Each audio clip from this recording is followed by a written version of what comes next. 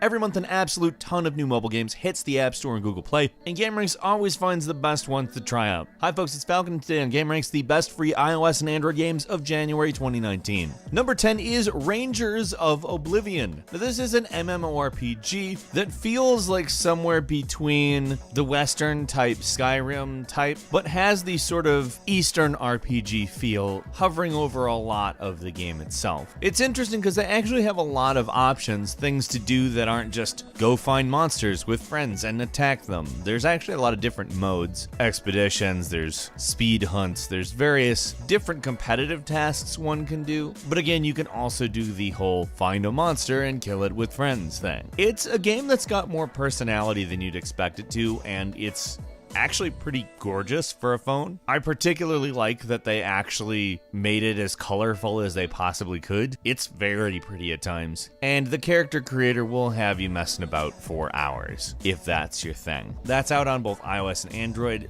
Give it a shot. It's different, but also familiar. Number 9 is Nano Golf Hole-in-One, a game that is deceptively simple. It's not like a massively complex golf simulator or anything like that. It's actually a very arcadey type game, if you ask me. Nano Golf is very much a mini golf oriented game, and it's a one-finger play. Like, you swipe, let go. It's kind of momentum-based gameplay in the same way Angry Birds back in the day was, except for it's golf. And truthfully, if you know how to play Angry Birds, you know how to play this game. And all of the courses are actually really well designed, a lot of fun, and I think you'll find that the graphics, but particularly the sound design, really make this a satisfying game to play. Just for whatever reason, it is just immensely satisfying, the sounds of this game to me. Number 8's a little game called King Crusher. It is a dynamic swipe-based roguelike, and I know that that probably sounds interesting. What does that end up working like? It's actually not that foreign. It's pretty much like a roguelike, but with swiping. But I have to say that that is actually a really good way to do this type of game on a phone. Basically, you're a bunch of people who are tasked with helping the king become the only king by crushing all the other kings. It's goofy, but it's fun as hell. It's got great, simple, but really well done graphics. And I think you'll find the gameplay is super balanced. It's really never seems unfair, but it does give you a nice challenge. I really enjoy this. It's got a lot of humor, it's got a lot of charm, and I really enjoyed it. Number 7, Langrisser is a series of strategy RPGs that, well, we didn't really get a lot of them. We only ever got 1991's War Song, which is the original Langrisser title. Just, we named it War Song here and put it on Sega Genesis. It is a strategy RPG. It's really gonna, if you play Fire Emblem at all, gonna feel very familiar. This version of Langrisser has various battles from literally 5 generations of games reimagined under this sort of new visual style. Most of them Americans have not seen. In truth, this is really a damn good strategy RPG. And all of the sort of gacha, you know, the loot boxy type stuff, all that stuff isn't actually bad. I'm not gonna say it's good, but it's a free game and it's not super intrusive.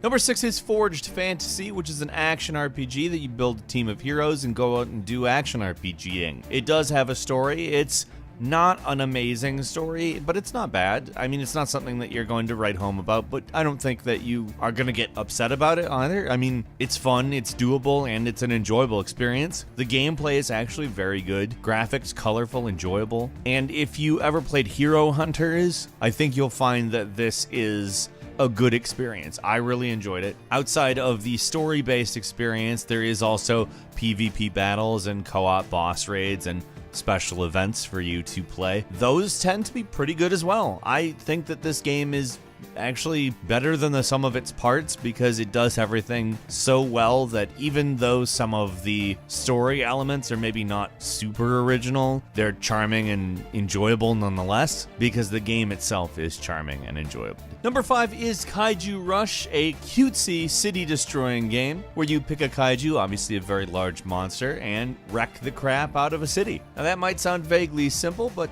that's the game. And if it's one of those things where you're like, I don't like simple games, I don't know what to tell you, it's really, really enjoyable. It has the look of perhaps a Pokemon game, except for the monsters are definitely not pocket-sized, and they definitely don't fight each other. They fight the buildings and structures of society, and it's wonderful. It's so fun. It's so intuitive. It's very simple to control, and in its simplicity, it is incredibly fun. I can't really imagine what else to tell you about this game other than you should play it. I'm not going to guarantee that every single person on the planet will love it, but I think a lot of people will. But, I mean, that's a good reason to try it, I think, personally. Kaiju Rush is out on iOS and Android now. Number 4 is Hang Line Mountain Climber, a physics-based platformer in which you use a grappling hook to go up the side of a mountain. It is really an enjoyable experience. The grappling hook works very simply. You just tap, that's it. And the game is actually going to make you laugh a lot, I think. It's one of those games where dying is funny. It's just inherent in physics-based games like this. It's funny. And that certainly adds to the enjoyment, but I think without that, it'd still be a good game. I really enjoy the hell out of Hang Line Mountain Climber, which is out. Try it. You can get it on iOS or Android. Number 3 is Hit the Light, a game that is entirely based around destroying neon light bulbs, which might sound kind of needless, but once you get going with it, you know exactly why this is fun, and it is so much fun. You aim various marbles or steel balls, I don't really know, I don't really care, around, and the point is to use the physics to destroy as many light bulbs as possible. And with some of these puzzles, that can be difficult, but it's also probably the most satisfying puzzle game. I don't know, it's really enjoyable, like really enjoyable. The sound design is great, the colors are great, the destroying light bulbs and having like circuits go out, it's particularly good. There's frankly like a decent level of realism with how the lights behave, and I think that makes it more enjoyable, but it's also something that's just absolutely absurd. You would never have anything like this in real life, and that's what's enjoyable about it. It's wonderful. Try Hit the Light. It's on iOS and Android. Number 2 is The Last Cat, a runner platformer where you are a cat working to rescue your friends who have been captured and placed into hanging cages. Now, it's actually a pretty clever platforming game on top of being a runner, because there is a lot of manipulation of environment that goes along with what you'll be doing in this game, and that's, I think, not standard among endless runners. I don't see enough of this kind of stuff. You actually have to worry about the environment as you are traversing through it, hitting switches, manipulating boulders that are falling, changing angles of lasers, like things that aren't just jump. And I really like that. I think it really works well. I would expect that you'll probably see all of the endless runner games start implementing mechanics like this game, because it really takes the genre to another level, and I'm very impressed with it. Good job, The Last Cat. Available to all on iOS and Android.